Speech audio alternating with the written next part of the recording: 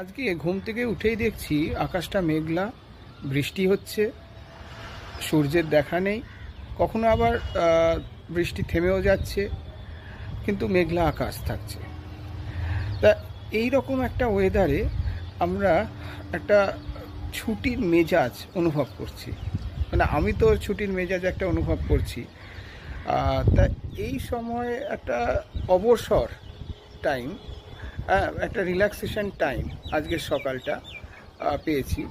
তা সব সময় তো এই টাইমটা পাওয়া যায় না, ব্যস্ততার একটা সময় থাকে, সব সময় তাড়াহুড়োর একটা সময় থাকে।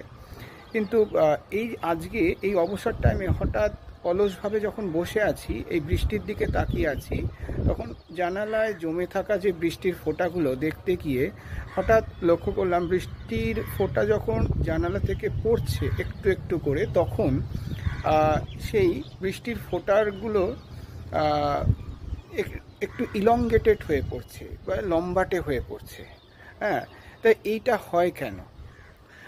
এইটা হয় ফিজিক্সের একটা প্রপার্টি দিয়ে আমরা এটাকে এক্সপ্লেন করতে পারি।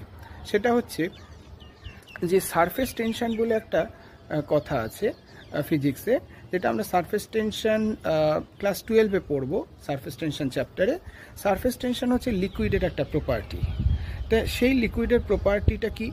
সেই লিকুইডের প্রপার্টি হচ্ছে লিকুইডের একটা ভলিউম, একটা পার্টিকুলার ভলিউম আছে। সেটা সারফেস টেনশন প্রপার্টির জন্য কি হয়, ওর যে আউটার সারফেস এরিয়া, সেই আউটার সারফেস এরিয়া মিনিমাম হয়ে থাকার চেষ্টা করে। কিন্তু ব্যাপার হচ্ছে আউটার সারফেস এরিয়া মিনিমাম কখন হয়? সেই আউটার সারফেস এরিয়া মিনিমাম হয় যখন আউটার সারফেস এরিয়া ওই পার্টিকুলার ভলিউমের শেপটা যখন আমরা একটা স্ফেরিক্যাল নিই, অন্য যে কোনো শেপ, কিউবিক্যাল বা অ্যাসিমেট্রিক্যাল যে কোনো শেপ বা অন্য কোনো শেপ, যে রাইট সার্কুলার কোন, এইসব যদি আমরা নিই, তাহলেও দেখব যে স্ফেরিক্যালের আউটার সারফেস এরিয়া সব থেকে কম। তার জন্য সবসময় কী হচ্ছে, ডিউ টু সারফেস টেনশন প্রপার্টির জন্য লিকুইড ড্রপ সবসময় স্ফেরিক্যাল হতে চায়, কারণ মিনিমাম এরিয়া অকুপাই করতে চায়। এটাই ন্যাচারাল প্রপার্টি ওই লিকুইডের। তা লিকুইড কিন্তু পুরোপুরি স্ফেরিক্যাল হতে পারে না, কারণ এখানে একটা গ্র্যাভিটেশনাল ফোর্স কাজ করে, যার জন্য কি হচ্ছে, ওর একটা টেন্ডেন্সি থাকে ভার্টিক্যালি ডাউনওয়ার্ড মোশনের। তার জন্য